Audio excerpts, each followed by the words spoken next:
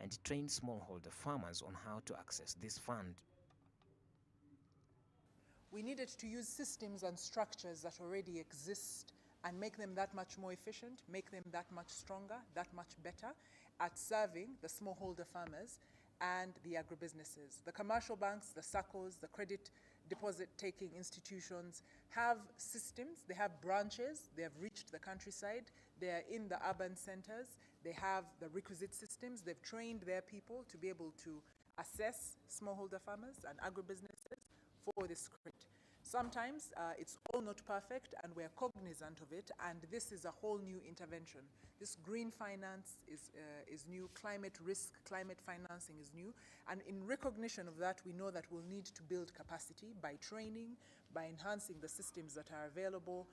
The Agriculture Business Initiative, ABI, was financed by the Danish government. According to Her Excellency Sign Winding, the Danish ambassador to Uganda, this money was given with no expectation of returns. The funding that we're giving to the Green Challenge Fund and to ABI as such is on grant basis. So it's from our development assistance budget. And we're giving it on grant terms, so we're not asking any return on that investment. We have funded ABI from the beginning, from 2010, for 12 years.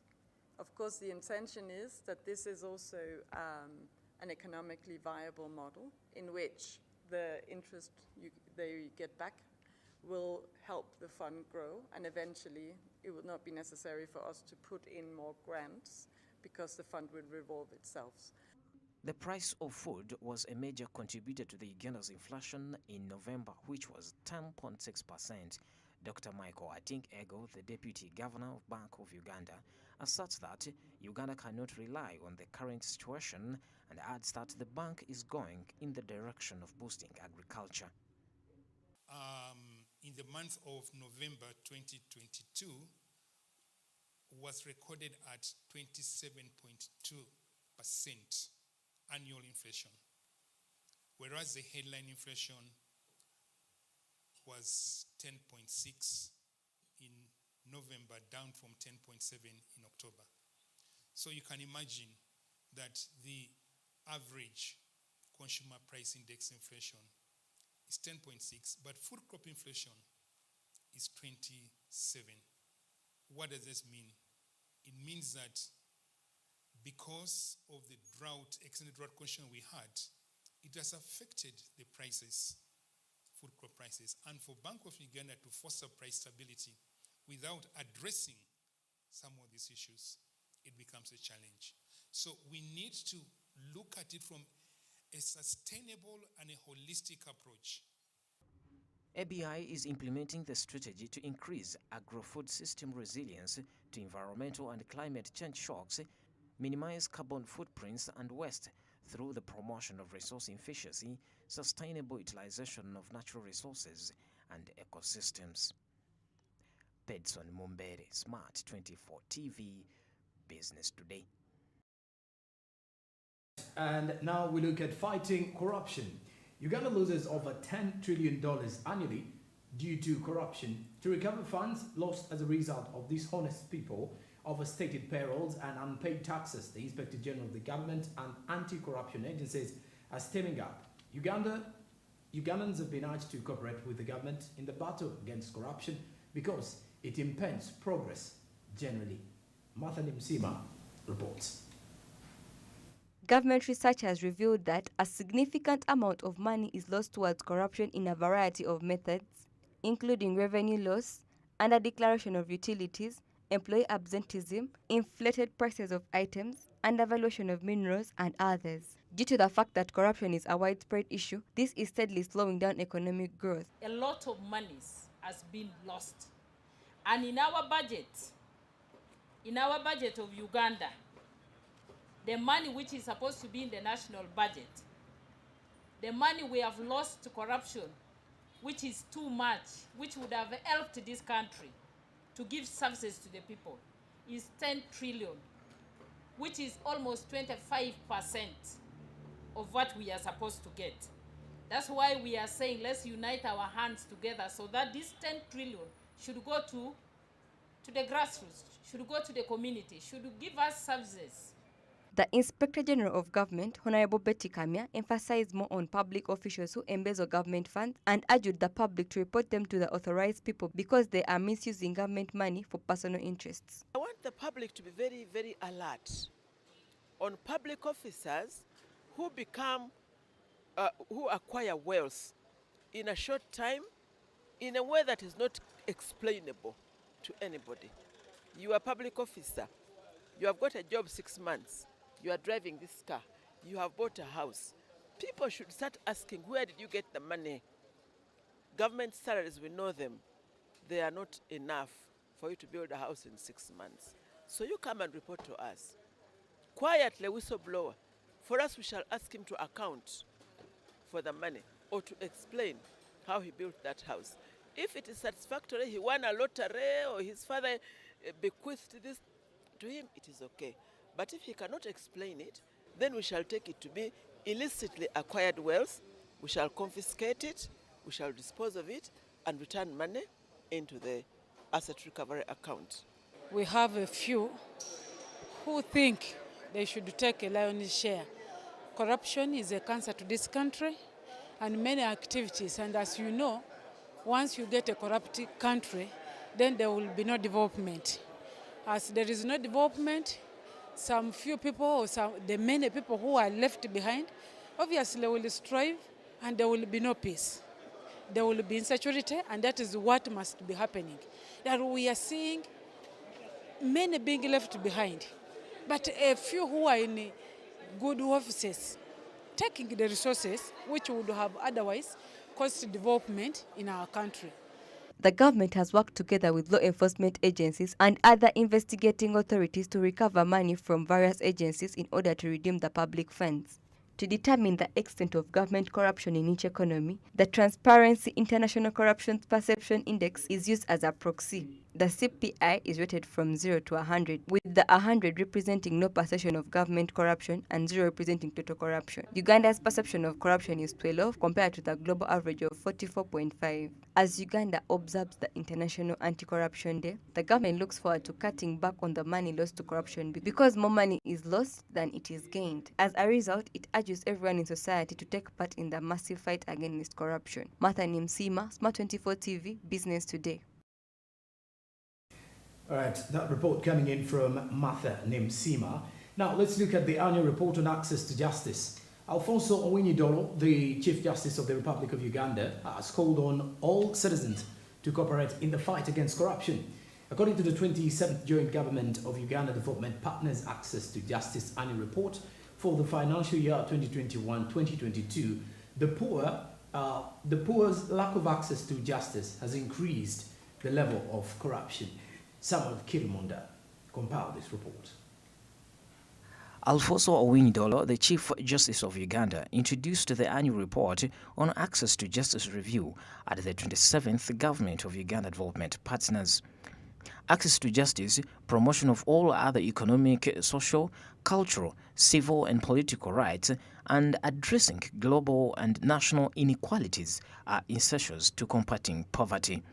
Many poor, disadvantaged or socially excluded people find it hard to access justice, which prevents them from justification of crimes, abuse or human rights violation committed against them and contributing to the country's high rate of corruption. But for how long are you going to sing about corruption in the judiciary? The judiciary is not an island.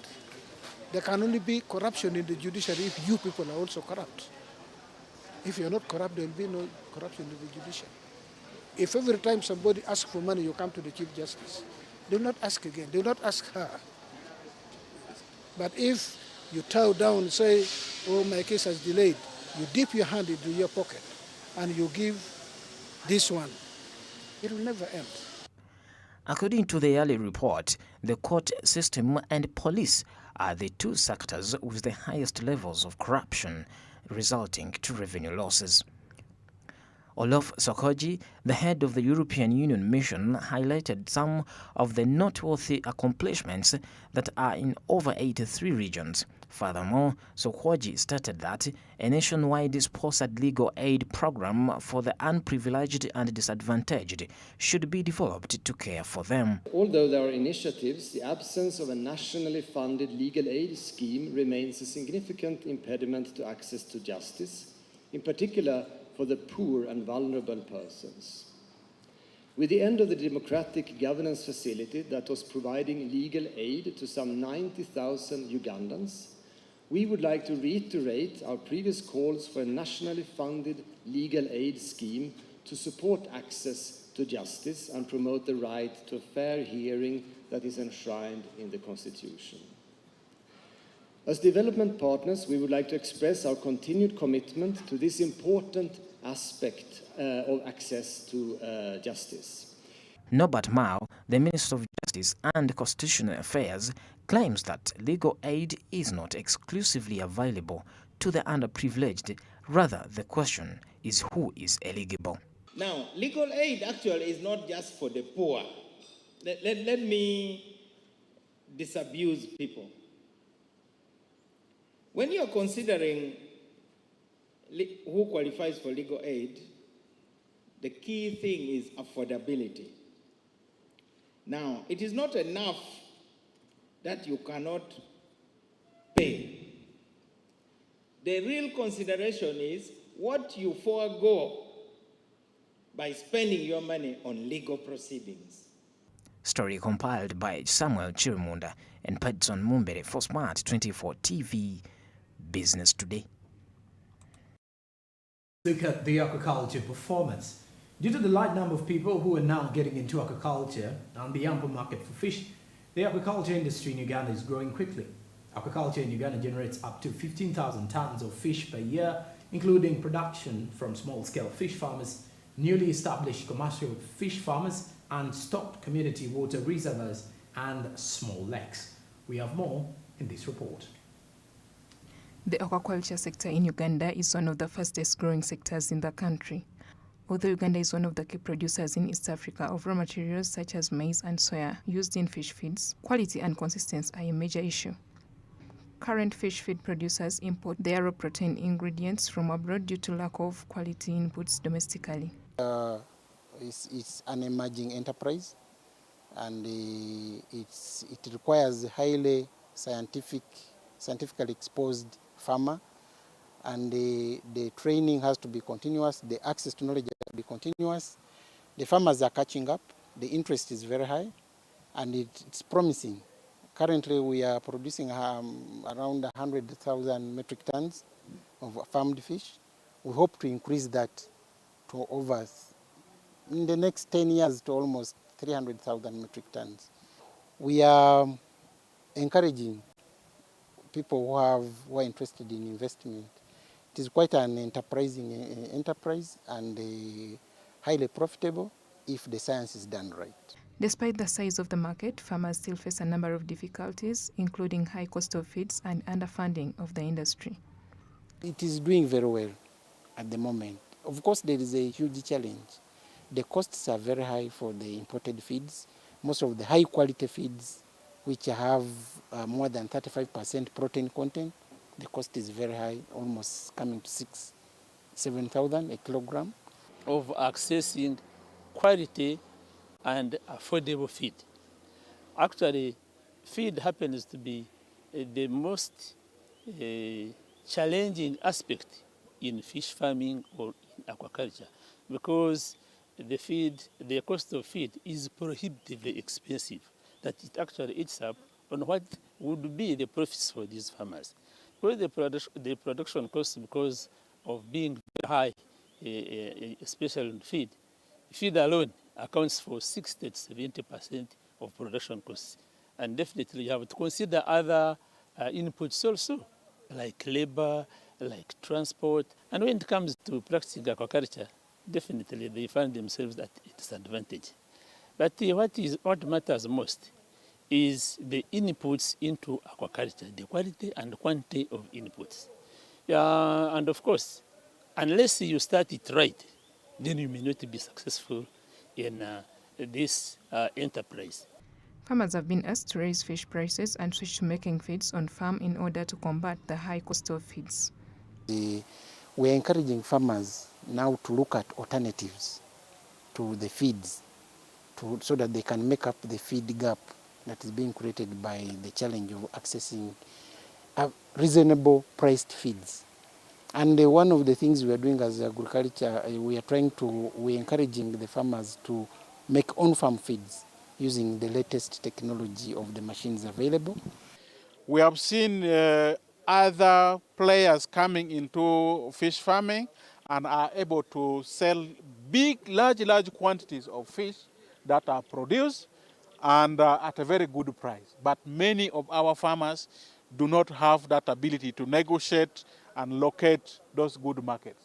Most of the fishing ponds in Uganda are being established in wetlands, and for this case, farmers have been urged to consider environmental sustainability while carrying out aquaculture activities. The government plans to establish and quote concentrated aquaculture production regions, also known as aquaculture parks, in an effort to raise aquaculture productivity. And two, we have been able to come up with the best management practices, a list of 40 BMPs covering 9 areas of aquaculture value chain.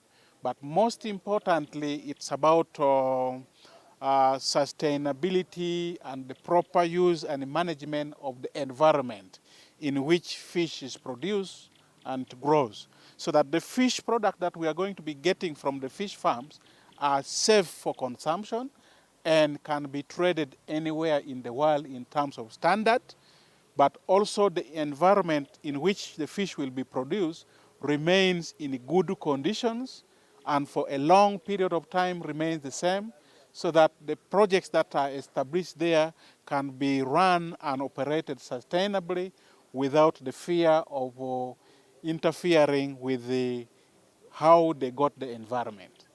The government hopes to transition from primarily the subsistence aquaculture output to commercial production through a piece by locating, purchasing and maintaining locations for concentrated production that will open for commercial producers. Monica Nabyonga, SMART24 TV, Business Today. Let's talk matters National Council of Sports. The State Minister of Education and Sport, Honorable Peter Ogwang, and the Secretary General for the National Council of Sports, Dr. Bennett Ogwell, have conflicted over the disparity in the money that was allocated for the renovation of Nambole Stadium, that is the Mandela National Stadium. This has been revealed in the ad hoc committee investigating misappropriation of funds within the National Council of Sports. We have more in this report. Parliament was forced to appoint an ad hoc committee last month following the allegations of theft of funds within the National Council of Sports, which led to the Uganda netball team travelling without money for the Commonwealth Games. The National Council of Sports Secretary General Bernard Ogwell claims that despite government funding being allocated, the Ugandan team was not given any funds and had to support its players with their own funds. Uganda left, the advanced team left Uganda on 17th of July without a single coin. The Honorable Minister, who was designated leader of delegation, left the country for the ministerial meeting under the Commonwealth of Nations, which was set for 26th, on 25th, without a single coin in his pocket. With the permanent secretary and me, who was the technical officer, to attend the sports minister's meeting and also to prepare to receive Team Uganda. As therefore we continue now to start the games, which is kicked off on 28th, some of the teams did not have uniforms. We had to look for solutions internally. Chair, this is painful, but we are now in a position to talk about it. Some of us had to sacrifice our own resources to mitigate. The minister, on the other hand, has disagreed with Bernard over the same issue and told the committee that the team received the money, although it came late. It is true there are delays, but I want to confirm. Government did facilitate the participation of Team Uganda in the Commonwealth Games. I want that to go on record. Delays were there, but money came. Our teams were dressed up to date, and I want to confirm by then, I was not yet in the sector, but I was invited to go and attend the Commonwealth Games in Birmingham. So I want to correct the record. Because some of you are going to say, government even failed to buy uniforms. I know my friends are here from the media. No, government did fully take care of Commonwealth Games Team Uganda participation. The two have also conflicted over the money that was allocated for renovation of Nambole Stadium, with Bernard saying that the 438 billion shillings was not necessary and could actually build 2 more stadiums. Yet the minister says that it is only 291 billion shillings that was allocated. Of refurbishment of Nambole Stadium, Chair, if I'm to mention, according to the needs assessment report provided to us, is a 438 billion. That can generate and produce 2 more stadiums, but because that is where we are now. I would advise my technical person to remain within NCS because Nambole is not under his management. I am aware the cost of renovating Nambole is 291 billion. That's what I found in the ministry, not 400. So I want that record also to be cleared.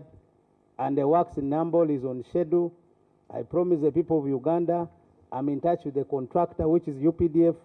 They gave me 8 months, and already there's progress taking place in Nambole. I will soon invite the media to go and see the progress of the works taking place in Nambole. Bernard has also informed the committee that the National Council of Sports has got so many problems with different federations conflicting and having several internal disagreements where they need Parliament to help them. The limited budget allocation and grant to council, it will supplement. Lastly, Chair, is the challenge of governance in national sport federations. We have a number of federations who have failed to set their house in order. There are wrangles and conflicts. You find in a federation there are 4 factions, 3 factions, 2 factions. And at the end of the day, their action cost us as government. And if I'm to give one example of Uganda Netball Federation, which I note is one of the priority sports, after successful election on 5th of June 2021, hardly few months, half a year, the president dissolved his own executive committee and absolved herself. She dissolved others and left herself. On the other hand, the minister has assured the committee that he is fully aware of the concerns involving the National Council of Sports and that he is making every effort to see that they are resolved, including the new sports bill that they are working on. To the records, how many have I visited so far? I think about 10, 15. But I also have my own report, which I'm going to submit the top management of the Ministry of Education, my own observations at the time I've spent while visiting some of these federations. Do they qualify to get money or not? These are the issues which I'm undertaking. The committee continues to meet many stakeholders in order to develop a comprehensive report that they will deliver to Parliament. SMART24 TV, Business Today. And our Business Today does take a break. We return with more reports, including the coffee pot.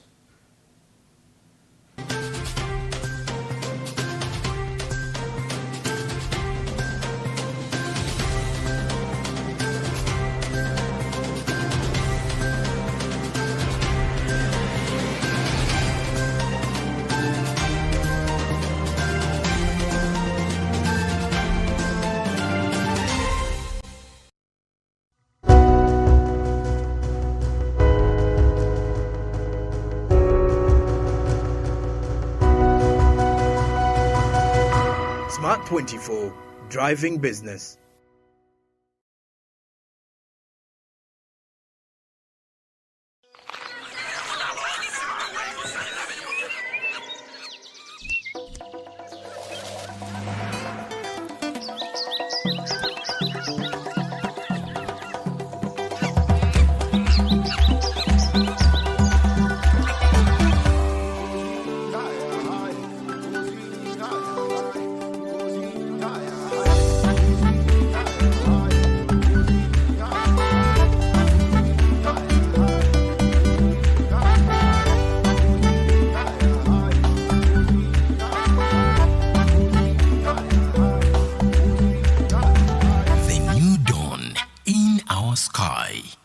Butimbutu, the taste of Uganda in a new international park.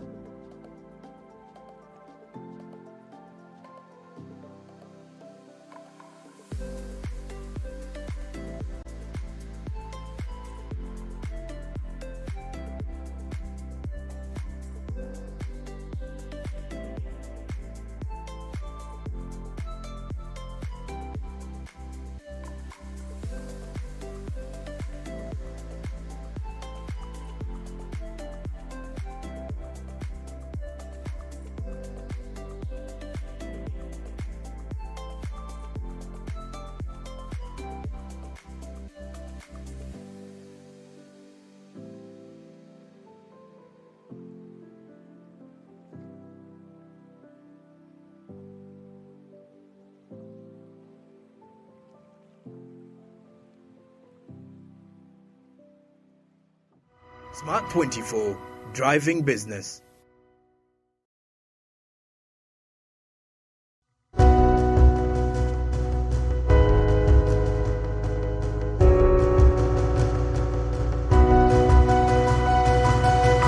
SMART24, driving business.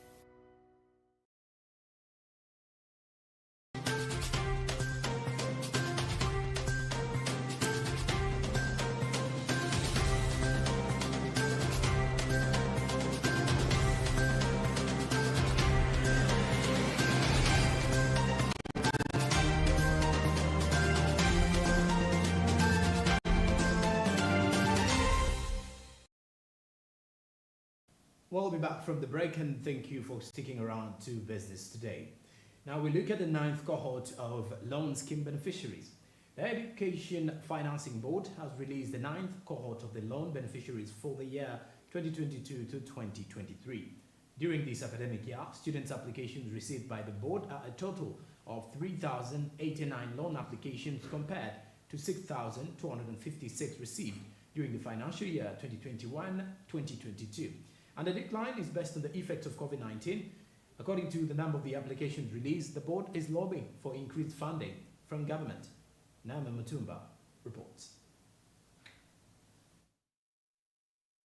Higher Education Student Financing Board is a department of the Ministry of Education that was created by law to assist Ugandan students in realizing their academic goals by providing them with manageable loans to fund their academic endeavors.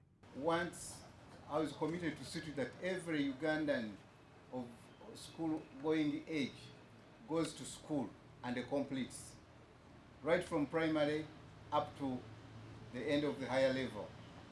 And we are committed to do that, and we have got plans in place to make sure that everybody is enabled to go to school and complete. But the thing is, that's why we are coming up with such initiatives. That's why the loan scheme is in place. According to Conan Businje, the director of marketing at Victoria University, Ugandans' inability to access higher education necessitates government engagement, which led to the development of the student loan program to aid people in having access to higher institutions. And we thank the government, His Excellency the President and the Minister of Education, led by our Honorable Kata Janet Museveni and the team, for really thinking about the aspect of funding higher education, but in this aspect, where they give money directly to institutions to cater for the tuition of specific students, especially those of sciences. But though it caters for some also art students, especially for the tourism and hospitality course, which is a new development that has just started. So that's how we benefit. You obviously know that as an institution, it receives a bulk of money from government, so it reduces on fees that defaulting, but also helps on reducing on students' attrition. The Higher Education Student Financing Board was founded by Act of Parliament number 02 of 2014 as a body corporate with a responsibility of increasing equal access to higher education in the nation and granting loans and scholarships to Ugandans who qualify so that they can pursue their higher education. The 9th cohort of borrowers for the 2022-2023 loan program has been announced by the Higher Education Student Financing Board. The 9th cohort of loan scheme beneficiaries, since the scheme was inaugurated by His Excellency the President of Uganda in 2014. You may recall that the student loan scheme was born out of the 2011 Presidential Manifesto following the success of our initial universal education initiatives, which brought thousands of learners to the education cycle. Approve the 9th cohort of the student loan beneficiaries. Today, 3 days later, we are here to release the list of the successful loan beneficiaries for the academic year 2022-2023. During this academic year, students received by the board are a total of 3,089 loan applications compared to 6,256 received during the financial year 2021-2022. This implies a 51% drop due to effects of COVID-19 pandemic. We received a total of 3,089 loan applications compared to 6,256 received in the previous year. The education system is still experiencing effects of COVID-19 pandemic.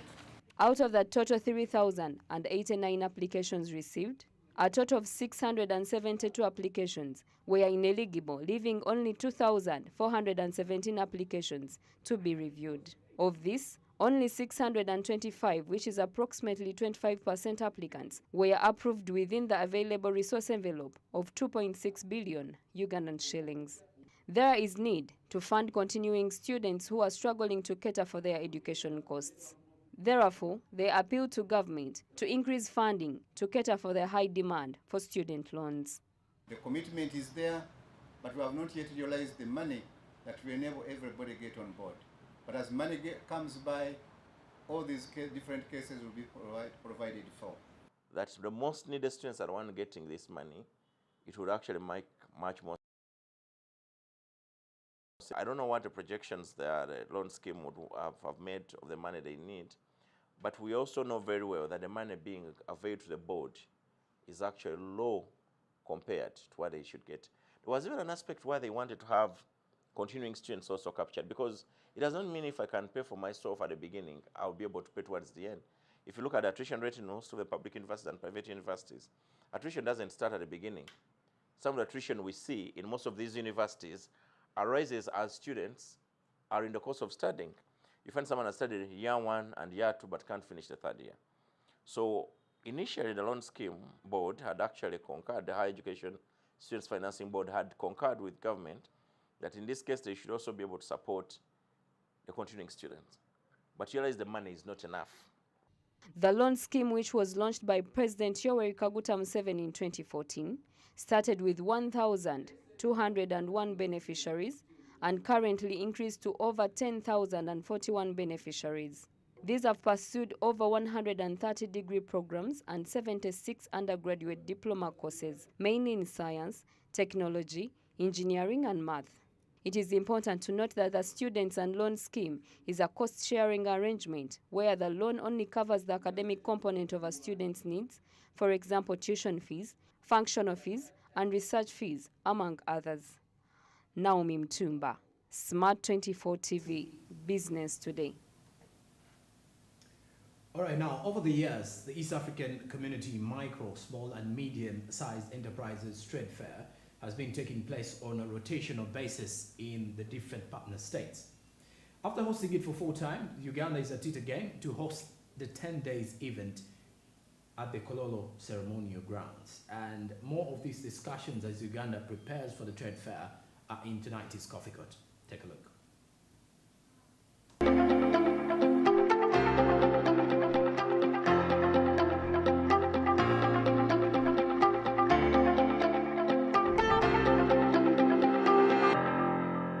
Well, it is a pleasure, and thank you for joining us on the Coffee Court, where we discuss critical questions, especially questions that matter. This time around, I'm joined by Commissioner Leo Chizitojala. He's the Commissioner in charge of Economic Affairs at the Ministry of the East African Community Affairs in Uganda. Commissioner, thank you for joining me. Thank you so much for having me. First and foremost, what is the role of the East African Community Ministry when it comes to our subject matter? The Ministry of East African Community Affairs was established under the treaty that establishes the East African Community. And this was started in 1999 when the EAC was re-established after the first East African Community developed some problems. And the Ministry of East African Community Affairs is established in each of the partner states of the EAC. So we have it in Uganda, Kenya, Tanzania, Rwanda, Burundi, and now the most recent, which is DRC. Our role is simple. We are coordinators. We are not implementers of activities or functions. We are coordinators, so we help to coordinate activities of regional integration at the East African Community level. So anything dealing with regional integration with the East African Community Secretariat has to pass through our ministry. Okay. And now that you are in charge of economic affairs in this ministry, let's talk about the conference that is forthcoming come 8th. First and foremost, what is the significance of this exhibition that is forthcoming? The exhibition is extremely important for the East African community because the first exhibition which was held was actually held in 1999. Today we are counting 22. So this is the 22nd exhibition, which helps to improve the lives of the micro, small, and medium enterprises, traders per se. This was established, as I told you at that time, and it is run on an annual basis, rotationally. So which means if this year it is in Uganda, next year it will be in another partner state, and so on and so forth. We are lucky as Uganda to have been able to host this exhibition 4 times previously. Okay. We had it in 2001, 2006, 2011, and 2016. And the next one is starting on the 8th, which is just Thursday of this week. Yes. So who's hosting this time round? Who's hosting? It is Uganda that is hosting this exhibition. Where exactly? It's going to be at Kololo ceremonial grounds. Which people are you engaging? In terms of, we engage specifically, we reach out to the exhibitors. We have a group of people that we have been working with for a number of years. And these people, we try to ensure that we improve their lives in terms of their businesses. Okay. These are the micro, small, and medium enterprises, traders. And previously they were called the Juakalis, if you've heard about that word before, the Juakali. I've heard it. Some of us call it the Biashara Zakawa. I don't know if that's... So these are the traders who start their trade really from almost nothing, and they begin to grow this into something which is unique, which is different, which is special, and which is money-making. And so these are the people that we actually target. And they have an association in Uganda. In all partner states, there is an association which helps to support these people. Okay. Yes. So to what extent have you engaged most of the associations that deal directly with SMEs in this country? I mean, this has been an ongoing process. And you find that specific organization reaches out to all the others. And you'll find that, for example, you may find that there are traders from Mbarara, or there are traders from Mbale who are affiliated to different groups. So these ones, we use the different groups at those levels to be able to reach out to the Confederation Association, which is like the umbrella association. So what exactly are we exhibiting this time around? The products range, there's a different range of products. We have wood and wood products. We have medicine products. We have got herbal products. We've got basketry.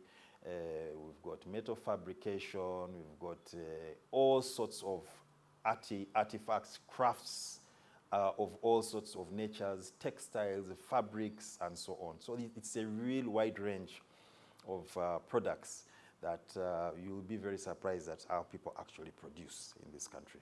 Okay. What is the theme for today, this time round? The theme for today is Buy East African, Build East African for Resilience and Economic Development. So you see, we are trying to see that what we produce should be bought and sold by our people with resilience, you see. And we want to ensure that we improve the lives of our traders, try and make their trading a little bit more easy. Things like the one-stop border post, they should be able to cross the borders easily. They should be able to understand things like the simplified trade regime. They should be able to do business, grow their businesses, and ensure that they have more money in their pockets. Okay. Of course, you're bringing a theme which is not new.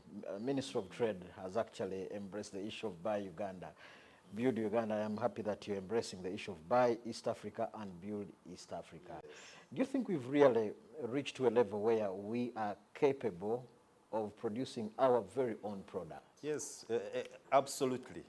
Because if you look at the level of production of our people in this country, you'll be very surprised that downtown, for example, we have a gentleman who does metal fabrication of hospital beds.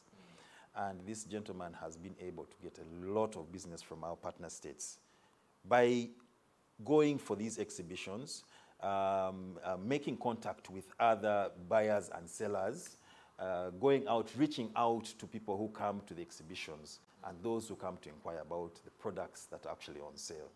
And this has helped to improve. We have some people who have been micro traders, people who do not have capital of more than 10 million shillings, but right now they're in capital of over 100 million shillings. So here we are happy because we see businesses are able to grow. And people are actually working and they're producing unique products that, that we feel can improve the lives of our livelihoods in general. And maybe as a commissioner in charge of economic development, do you think our products have reached to a level of competing with other products elsewhere? Talk about Kenya, talk about Rwanda, talk about Burundi, talk about South Sudan, talk about the Democratic Republic of Congo. Have we gone that extent? Yes, we have. Uganda specifically, in the Juakali sector, there is no country that beats us in horn products. Sure. This is horn, yes. This one I can tell you, and I wish to welcome you to Kololo this week and next week. We will be part of the business and just see the beauty that we have, that we're able to, the artistry that Ugandans make out of horn products. It is amazing. And you'll find that why we engage with other partner states is that people have got different talents. And this exhibition helps us to bring together one and the other, such that we share these talents and we're able to borrow from one another. Because you find that there's an artist in Uganda. Our colleagues in Rwanda are very good in art. That is one thing. Other partner states have also got their own strengths. Okay. And so we share these products amongst ourselves. And it's really a buy and sell exhibition. What is so unique with this exhibition? Because it's not the first of its kind. We've had many in Uganda. Some have been organized by PPDA. I know you are aware. WUMA has done the same. Federation for Small and Medium Enterprise have actually done the same. Ministry of Science and Innovation. What is so unique with this that should propel me as a member of SME to come and be part? I think what really should propel you is to know that this is an annual event, okay? I've just mentioned to you that this is the 22nd event. We bring to you exhibitors in hundreds from different partner states. For example, this time we're bringing you 350 from Kenya, 350 are coming from Tanzania, Rwanda are sending us 150, Burundi 120, even South Sudan is going to send us between 50 to 100. Okay. It's only our newest entrant, the DRC, who we're still not yet very sure about the numbers that will appear. But we have made provision even for DRC, and their presence is going to be felt in terms of their tent, their flag, and so on and so forth. So for us, really, it's about bringing together East Africa. It's about regional integration. Imagine all these people who are crossing the borders. Today we have a group of hundreds who have crossed with their trucks and everything, and they're coming and they're going to camp here for 10 days. This is a huge opportunity for Ugandans to be able, as they say in buying and selling biashara, you know, this is it's a huge opportunity to sell, to buy and to sell. But is it a free exhibition? Yes, totally free. So how does the country benefit from a free exhibition?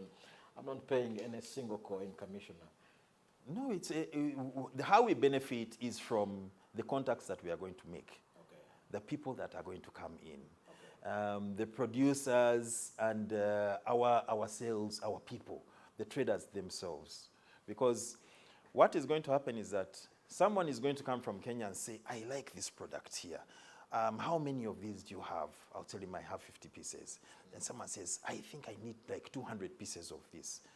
And someone will have to run back and go and say, you know what, let me very quickly ask my people in the workshop that we need to produce as much as possible. Number two really is just the exposure that we get as a country. Okay. And having all these people in our country, these people have to find places where to sleep. Okay. They have to find places where to eat. They have to find the transport means to come in and to go back. So you find that there is going to be a bit of cash flow, quite a bit of cash flow into the economy, just by an exhibition of this nature. Okay. To what extent does the biasharas contribute when it comes to issues of the GDP of this country, now that you are in charge of economic development? We know that the numbers for the micro, small, and medium enterprises are about 20%. About 20%. Is that too small? Yes. Too no, big? I think that is okay. 15 to 20%. These are the numbers that we were able to come up with, at least in the last 2 financial years. We're looking. It's still small because we're looking at micro, small, and then the mediums.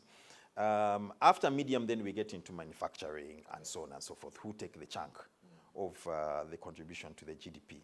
But yes, they have a significant contribution that they do make to the economy, and it is the responsibility of the government to see how they can actually help these people to improve their businesses, such that they begin to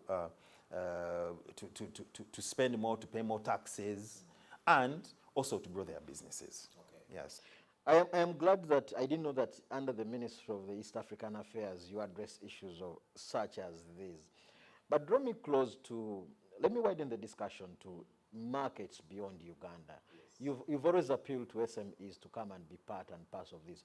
Do we have the capacity, if we had a market base of someone wanting us to produce over thousands of products, do we have the capacity as a country to fulfill the markets you always talk about? I think I can mention, for example, the Africa Continental Free Trade Area. Okay. This is, we just started trading with the CFTA in January of 2021, I think. Okay. And this is a huge opportunity for us as Ugandans, as Africans, to be able to trade because we have been given that route to market. The process has just begun. And a few months ago, you'll recall that the Secretary General of the CFTA was in Uganda. I think this was in March. And he was also in Kenya, and he had flagged off the first consignment of tea leaves from Kenya that was going to West Africa, I think. So you see that there is a huge opportunity for us as Ugandans to be able to trade. What we need to do is to add value to the products that we have. Value addition is one of the areas where I think we can be able to leverage to ensure that we capture that market that we are looking at. And to what extent are you helping them to add value to what they are producing. That's the As a mandate. ministry. That is the mandate of the Ministry of Trade. But yes, we do work together. There are projects, for example, I'll give you one project that we are working on with the ESC Secretariat, and that is funded by the European Union. It's called Markup. Now, the Markup project works in the ESC partner states and supports 2 cash crops. That is to help in improving access to the European market. Here in Uganda, we are focusing on cocoa and coffee. And the numbers for coffee speak for themselves. During the C19 period, that was 2019 to early 2021, Uganda actually they exported the most coffee that they have ever exported to the European Union, okay, during that time.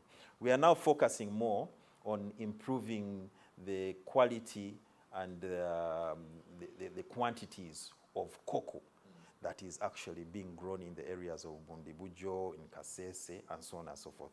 But the most important thing is, what more can we do for our cocoa? Can we begin to add value to our cocoa instead of just exporting it all, and then someone else adds value to it, makes it into chocolate, and then sends it back to us? We do have some manufacturers some farmers in Bundibujo who are actually now beginning to make dark chocolate. Okay. And this is something that we really need to support. You said we have exhibitors coming from all over the East African countries. Yes. What are you going to do to address issues of certification, making sure that all products that come in are actually certified and they qualify to be standard goods? Well, this was a discussion, this is part of the requirements for a partner state to be able to go to another partner state to sell their products. Okay. So we wouldn't want issues of counterfeits, for example, to come into our market, into this exhibition. That has been very strict, and the Confederation of the Micro, Small and Medium Enterprises Organization of each partner state ensures that the product A that I am going to be carrying from Uganda to Kenya or from Kenya to Uganda actually adheres to the standards that are set. Okay. Yes, please. And maybe just to be sure before we close, what is it that I must be having in position for me to be part and parcel of this exhibition as we plan to wind up, Commissioner? No, if you are an exhibitor, registration is closed already. But yeah, we closed registration a few days ago. But the registration is a process that started many months ago. And I told you that it's a confederation that is responsible for that registration. You pay 100,000 shillings, or the exhibitors would pay 100,000 shillings to a bank account that was provided for the confederation. And after that, you fill a form which gives you all the details of the products that you are going to exhibit, the quantities that you are going to exhibit, the quality in terms of packaging, whether it's packaged or not packaged, and so on and so forth.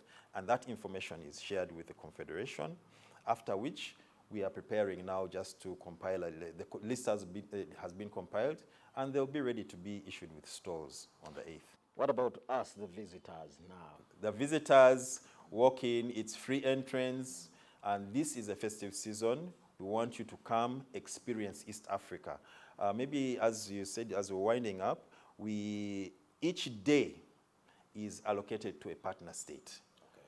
So if it is Uganda Day, you are going to experience Ugandan culture, you are going to experience Ugandan dressing. We want you to come dressed as a Ugandan, maybe in a kanzu or maybe in a hat, and so on and so forth. Or for the ladies, you can come in a gomesi. We want you to experience Ugandan food. And which is Uganda's Day? Kenya's Day, Rwanda's Day, if you have that. At least I know Uganda's Day is on the 10th. Okay. On the 10th, which is Saturday. So on Saturday, I would want everybody to come to Kololo. And dance with us. We are going to have traditional performances of different natures. And then on the 11th, which is Sunday, is the official opening.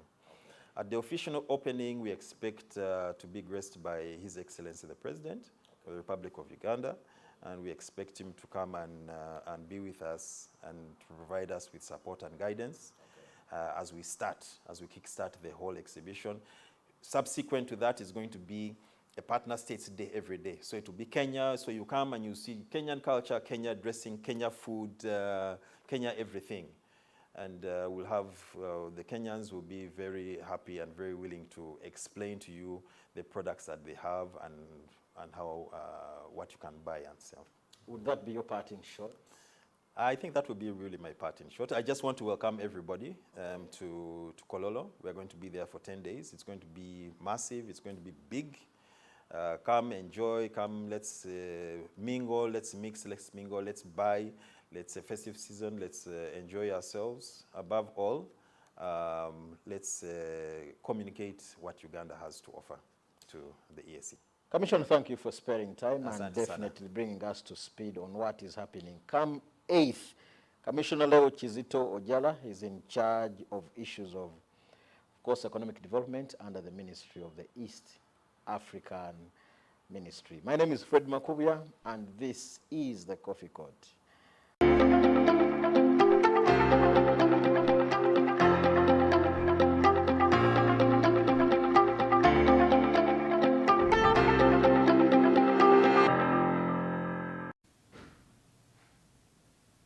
All right, many thanks for being part of Business Today tonight.